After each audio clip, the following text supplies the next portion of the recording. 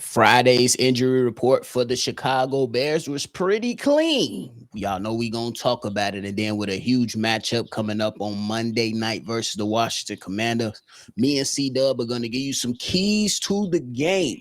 And it is, of course, Mailbag Day. So y'all know we gonna talk about it, break it all down, but you gotta hit the music first. You are now tuned in to Chicago Bears Central, your number one place for all Chicago Bears news and content.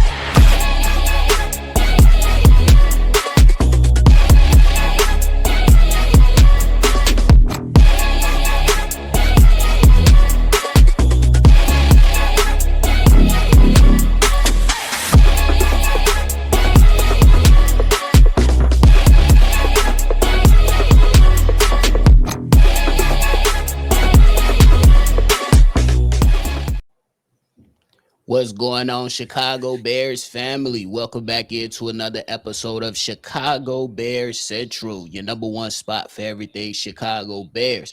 I'm your host here, Bobby, and I'm joined by C-Dubb. So if y'all tuned in, locked in, ready to talk that bear down football, make sure you go ahead and hit that like button and subscribe. C-Dubb, what's the word?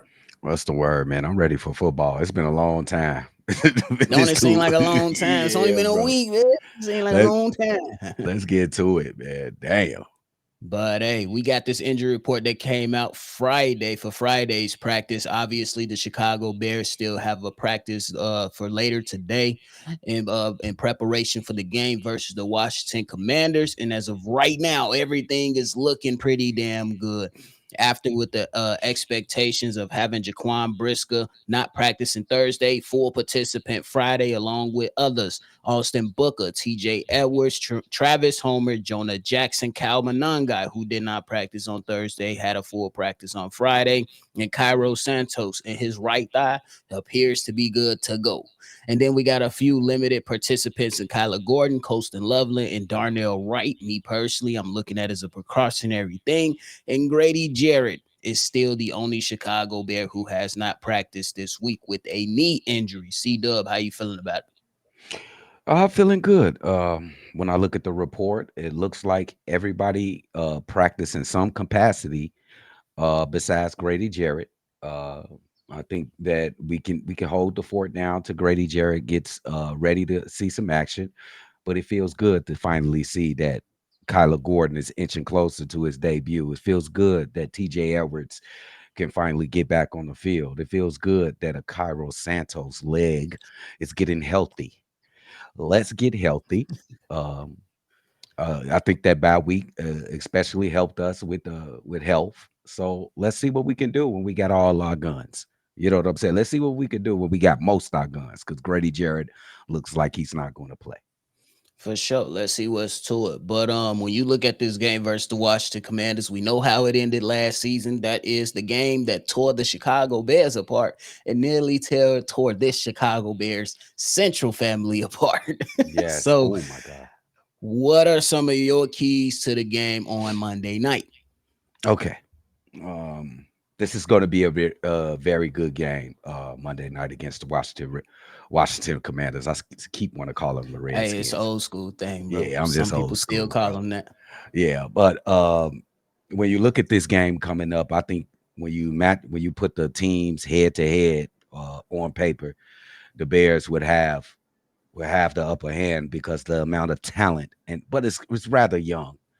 The amount of talent they have on their team, but it's one big joker card, and that is Jaden Daniels. I think he is um, the guy that we must pay the most attention to. I think it's obvious. I don't even feel like I need to say that.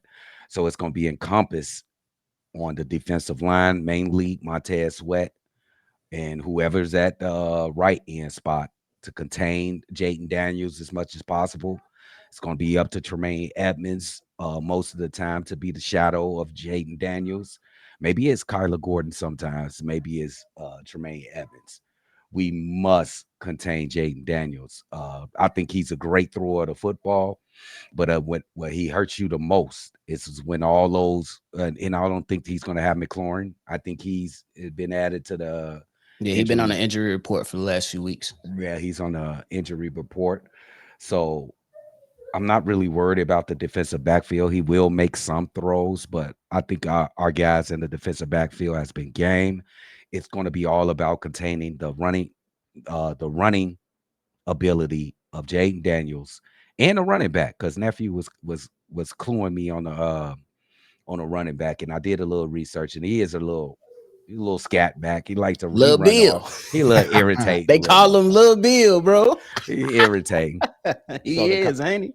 yeah, he irritating. So I'm sure that Dennis Allen, most of his focus is going to be on Jaden Daniels, how we can keep him in the pocket as much as possible, and win if win if any chance is this is the chance we must get after the quarterback in a controlled state. You cannot overdo it with Jaden Daniels.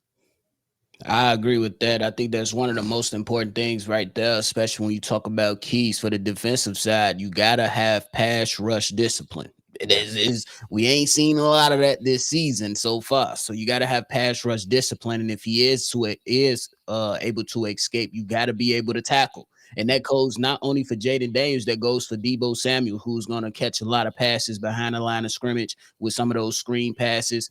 Then you got to have your head on the swivel because you talked about the running back with Lil Bill. Lil Bill, hey, with all that motion that they run at before the snap, he can get loose. And you know what I'm saying? He can pick up some yards because he's a speedster and he's short, stocky. You know what I'm saying? Kind of like that scat back that can go out there and break a game loose if you're not disciplined when it comes to tackling. For the Chicago Bears offense, look, man, some way, somehow, we got to get this running game going. It's no more excuses, bro. We had 4 weeks. Y'all had a bye week. It's time to let's get it rolling. It does not have to be perfect, but we need to establish the run in a good way. And then for Caleb Williams, I just need you to go out there and do Caleb Williams thing. Dan Quinn, he's going to send that one blitzer, but he's going to drop back in some zone. Or he's going to drop back in a lot of zone.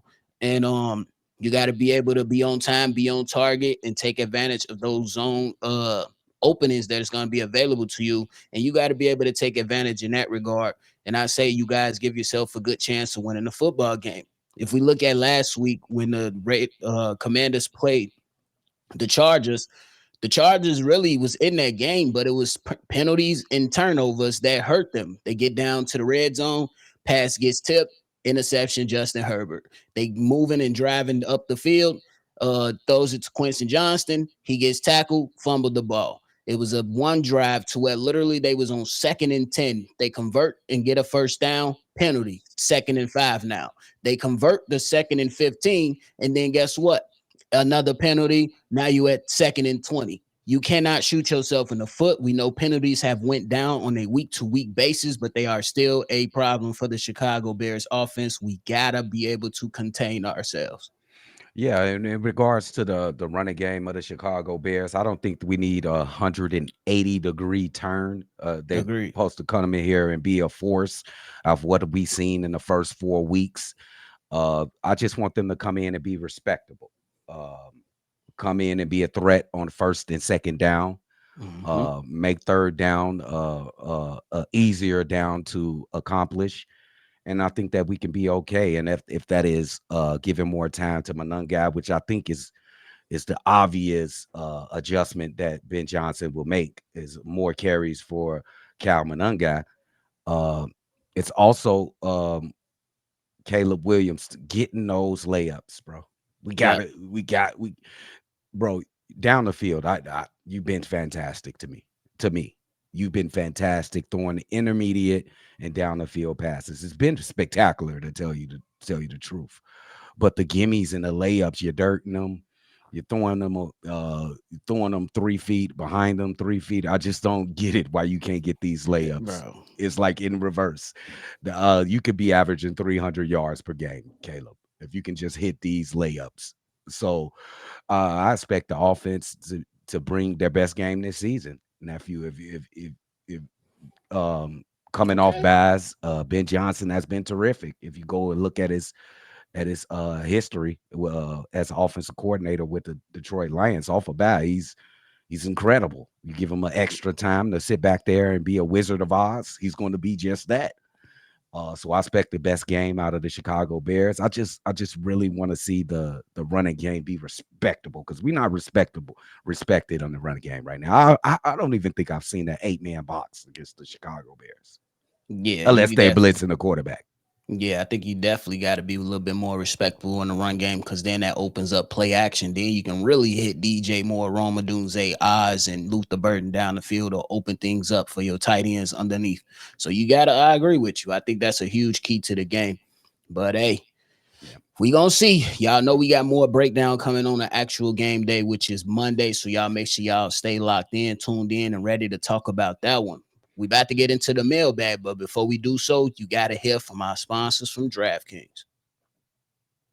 What's going on, y'all? It's your boy Hayes. And if you know nothing else about me, you do know that I love sports, each and every sports. And because of that, I've teamed with DraftKings Sportsbook for an exclusive offer for you guys. New customers can bet $5 and get $200 instantly in bonus bets. It's $200 instantly in bonus bets. All you got to do is use my code Bear Central. It's the name of the channel that you're seeing this on, so you already know what the code is. It's Bear Central. The next great touchdown is coming, and you can bet on it with DraftKings. Stay in on the action and use your bonus bets on DraftKings. Same game parlays for a shot at even bigger payouts. If you love the thrill of live betting, DraftKings has got you covered. You can bet on live in-progress games as they happen. If sports betting is not yet available in your state, don't worry. You can still get in on the action and all the fun with DraftKings Daily Fantasy Sports and have a shot to win cash prizes. Again, use my code BEARCENTRAL and tell them Hayes sent you.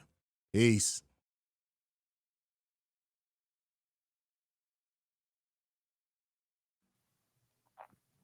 All right, y'all. So y'all heard from the sponsors from DraftKings. Go get you some free money on the bet. You might come up on something. Don't let it turn into an addiction, though. We don't do addictions. We just having a little fun. Get you some money on. Come on now. But hey, we about to kick this thing off. C-Dubb, we getting into this first one. This is from Ant, the Army vet. Ant-Man. Yeah, what up, fellas? It's your boy Ant, the Army vet. Just calling in to give 2 cents on JaQuan Brisker being on the injury report. It sucks for him. Like, I'm not one just to jump off the, off the porch and say, oh, man, he gone, he injured. Like, the first time we heard him being on the injury report this season, I get it's a bye week, so it's a bad look that he's on the injury report. But we don't know how he injured it. We don't know how bad it is. It could be a precaution. But it's not an injury that can keep him from playing. You know what I mean? Like, him not practicing, okay, I get it. But, like, him not playing is a bigger deal than him not practicing, to be honest. I feel like Allen Iverson, we talking about practice, man. Like, but I get it. Practice make perfect, especially with a struggling defense. But my biggest thing is our run defense. I've been thinking about it. Like, what do you guys think about, like, big decks coming off the bench and moving Grady Jarrett to, nose tackle? This way we can get Billings at D tackle and, Grady Jarrett at nose tackle. Grady Jarrett a better pass rusher than Big Bill, but Big Bill is a better run stopper than Grady Jarrett. So, like, I think that's the best combo when it comes to our our run defense, in my opinion, because Javon, yeah, he do good in the run, but he's not as good as Billingsley or Grady Jarrett. You know what I mean? That's just my opinion, just looking at the games and stuff. Like, Grady Jarrett hurt, I get it. Javon Dexter not, but at the same time, I'm just saying, like, that's a good combination right there. And if we got Javon coming off the bench, I think that just adds a little layer to the not only the pass rush, but also the run defense. And it gives Javon the focus of more so on the pass rush, bring him in on pass rush down. But, like, that's just my opinion. I think it'll be a good scheme fit if Billingsley and Grady Jarrett is out there. But I don't know a whole lot about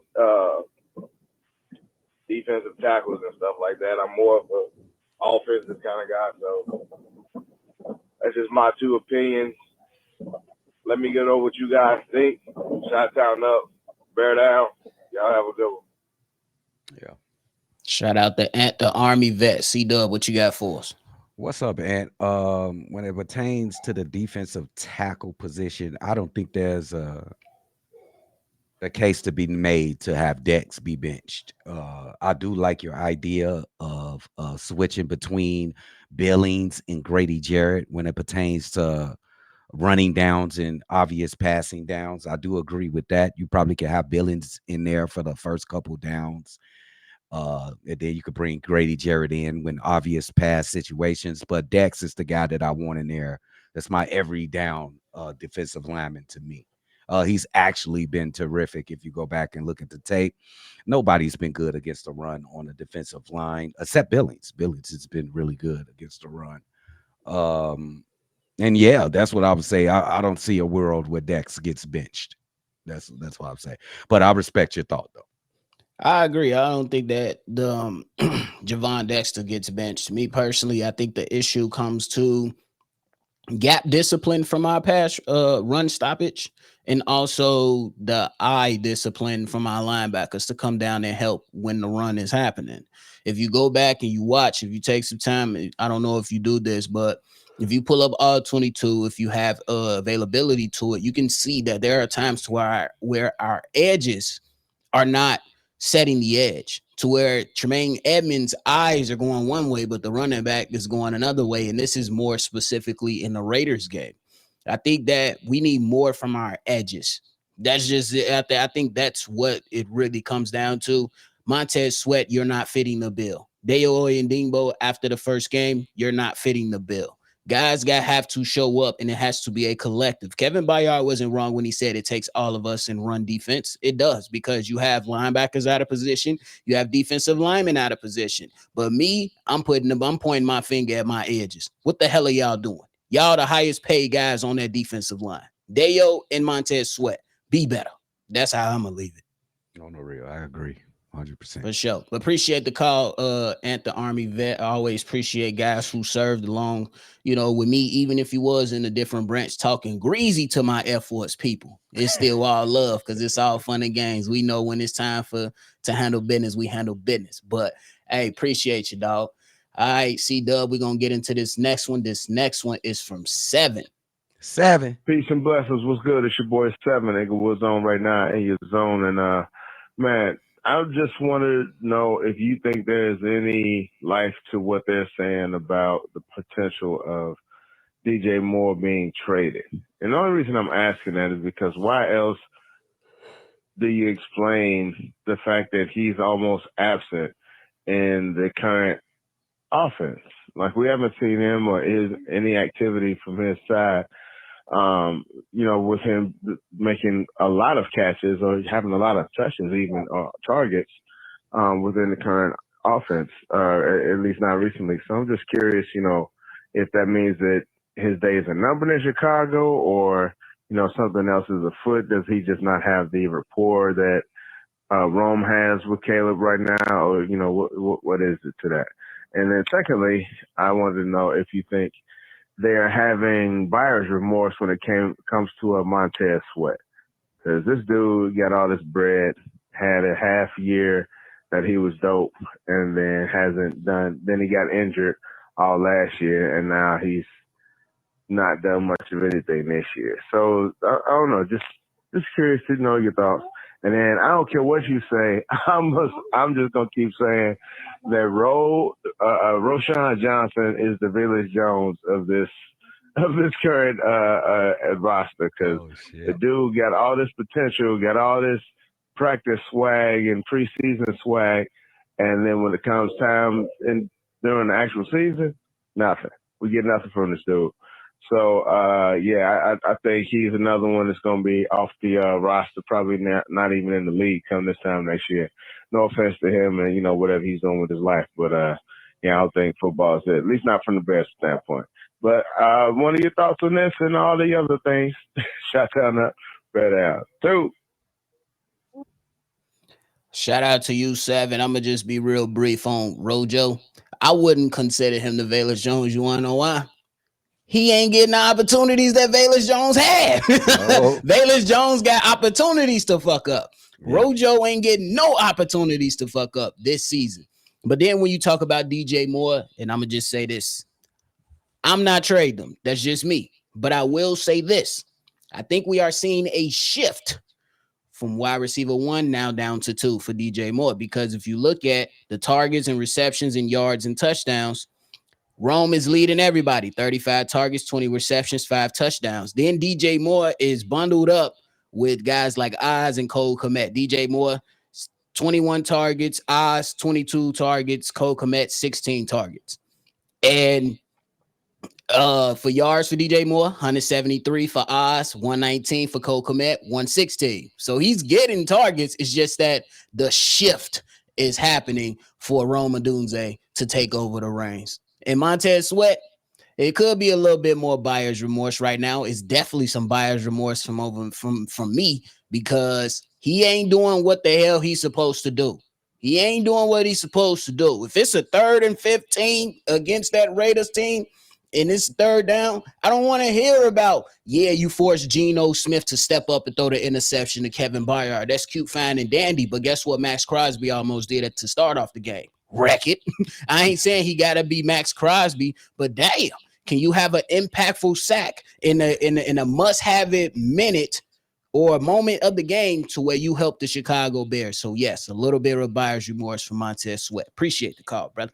Yeah, you're absolutely right when it comes to Montez Sweat. And you know what? I'm willing to give Montez Sweat a reasonable doubt right now. I'm not ready to destroy him yet. I'm going to give him a chance in front of the whole America. Matter of fact, the whole world on Monday night. I need you to be impactful, Montez Sweat. I'm going to give you a chance. I'm not going to shit on your name today. I'm going to give you a chance Monday night. You can change my opinion on you, Montez Sweat. Now, when it comes to Roshan Johnson, I don't play with my boy like that, bro. My man said he gonna be out the league. Jeez, bro.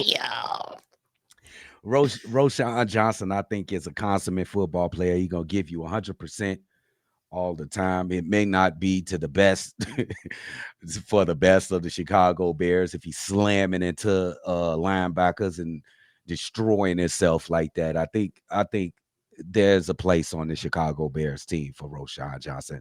What place is that? I don't know. Special teams. What you talking about?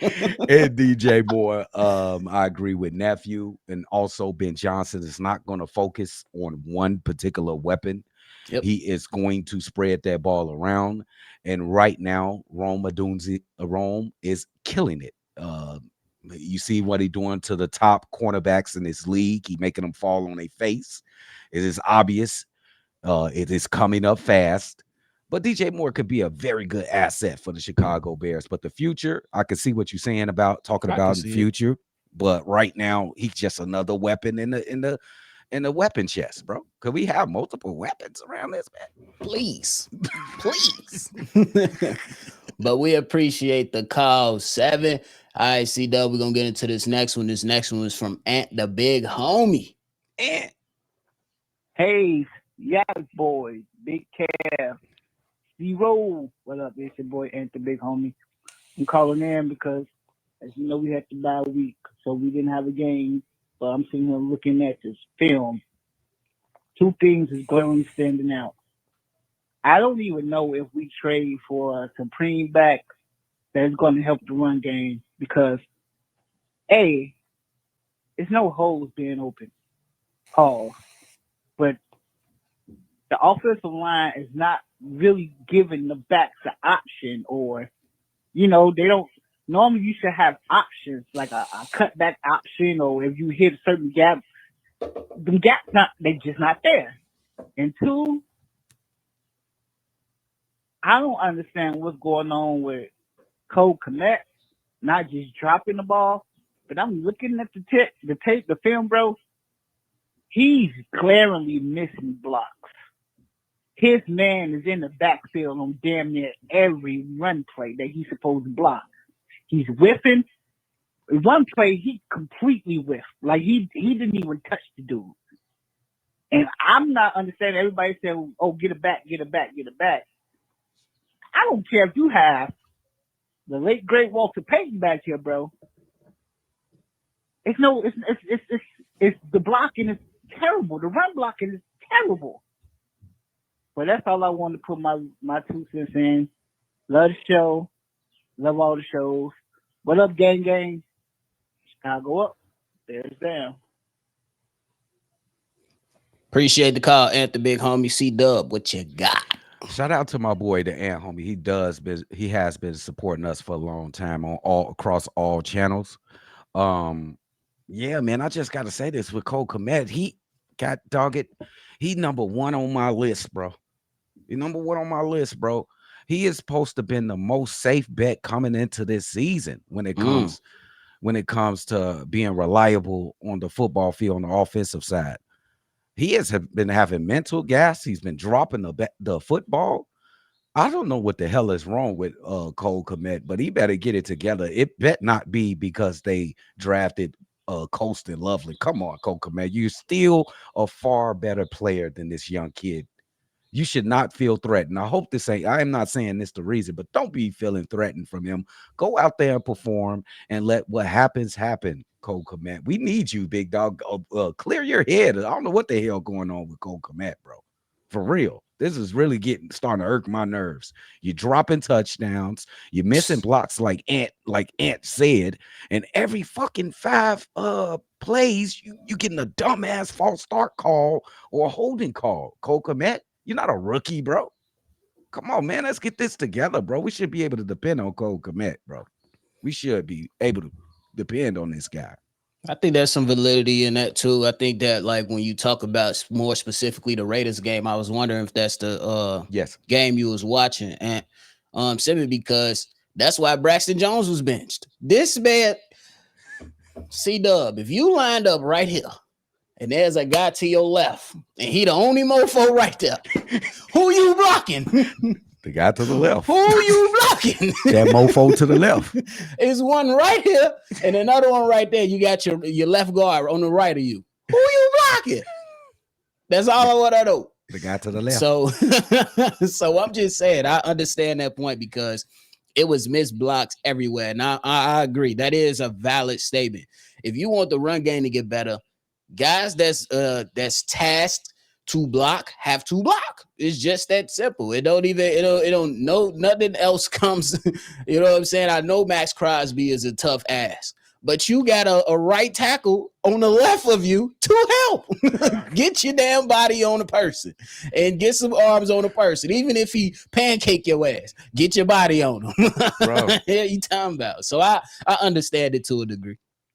Yeah, he has been better in other games, though. I will say that. Lately, what have you done for me lately? That's why it ain't much. That's why I had to slide it in there. You know what I'm saying?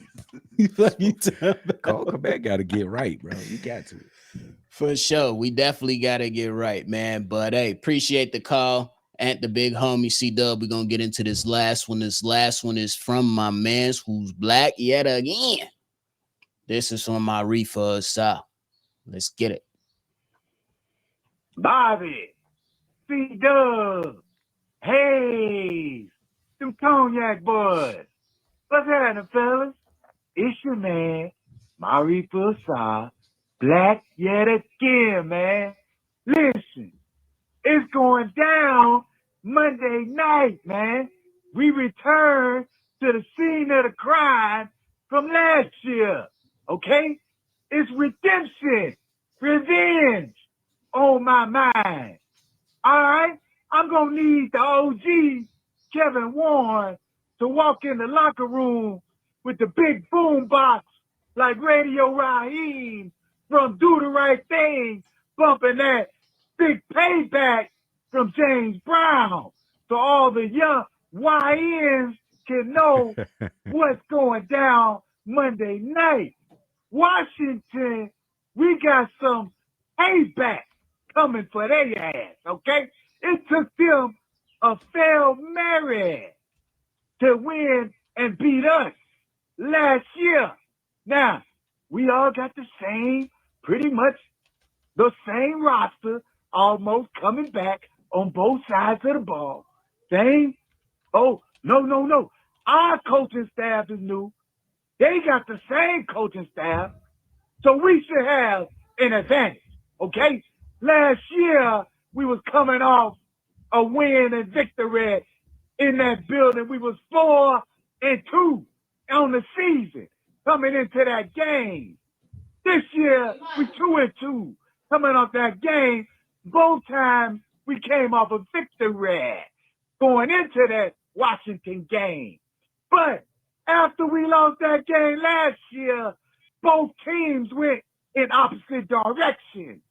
This year, Caleb Williams is going to have to win that signature game and beat one of his former classmates that have come out, and he ain't never beat none of them yet, but he will on Monday night.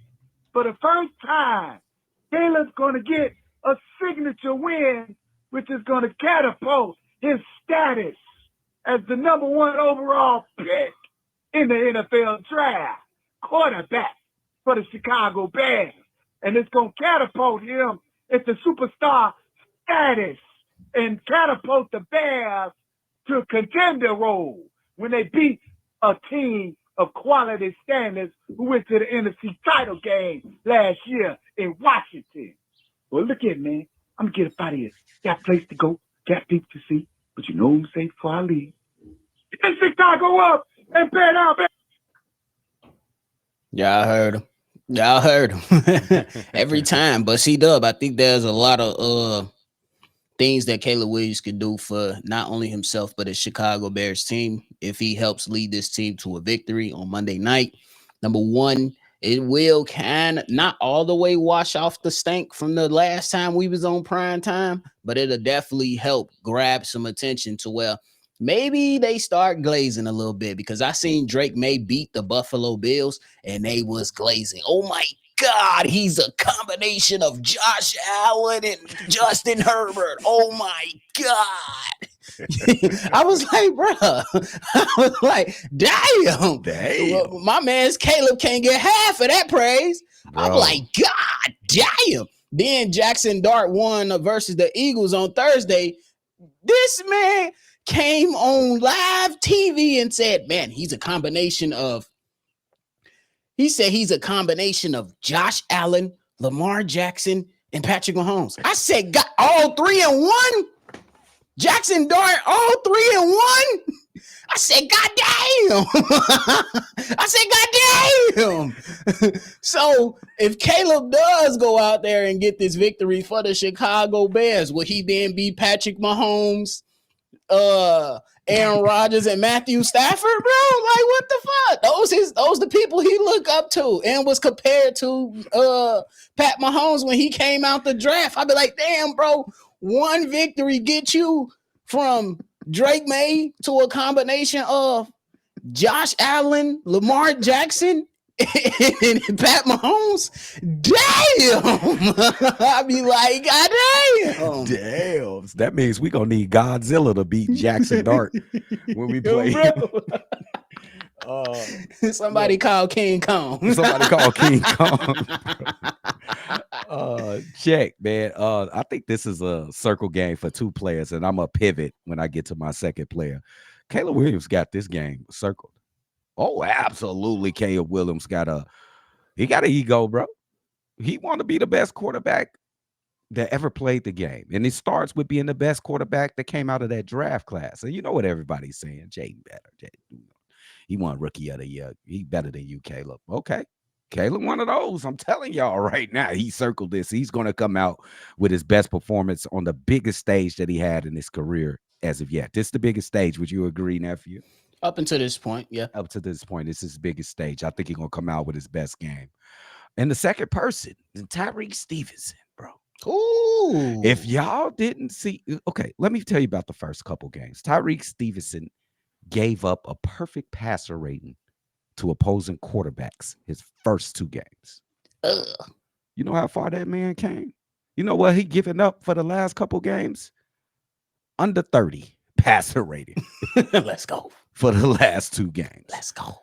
He has been getting the ball out of opposing players' hands. He has been deflecting passes, intercepting passes, amazing diving, intercepting passes. Has he turned the corner? This is the game where we're going to definitely know if he's turned the corner. It's like Tyreek Stevenson hit his head for the good of the team. and Hey. he's turned to one of the best cornerbacks in the entire NFL the last couple weeks. This will solidify if it is the real thing going forward, or is it just a little blimp in the system? We gonna see. Hey, C-Dubb, somebody send this clip to Tyreek. And this is all love, brother. Hey, Tyreek, the man that caught the Hail Mary, Noah Brown, he practiced yesterday. He might be playing. Somebody send it to Tyreek. Out there saying, send it to Tyreek. Let him know. Hey, but I respect Tyreek Stevenson in this regard. He said it hurt. And he said it still hurt to this day because he got an answer to the 10 men that he lined up with on defense. Okay. Let's go. I can't wait. Let's go. Bro. I can't wait, bro. Let's go. But hey, C-Dubb, you got anything left, bro? Make sure y'all stay in tune. Monday's gonna be lit. Do not be late. I think this is gonna be the best game put together by the Chicago Bears on all three phases, even the kickers. Make sure you guys are there. Make sure y'all tuned in, locked in, and ready to go, man. We appreciate all those that called in today, man. And we appreciate y'all for always being able to come in and give us some of your time to go ahead and get your thoughts on the state of the Chicago Bears and what makes this thing flow. So we appreciate y'all, man. We about to get up out of here, but before you do so, make sure you hit that like button and subscribe to the channel. If you want to be a part of the Mailbag episode, call in, state your name, give your take. The number to do so is 773-242-9336. We are the number one spot for everything Chicago Bears for a reason, and that's because of y'all.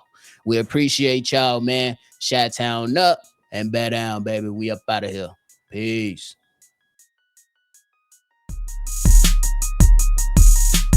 This has been a presentation of the Break Media.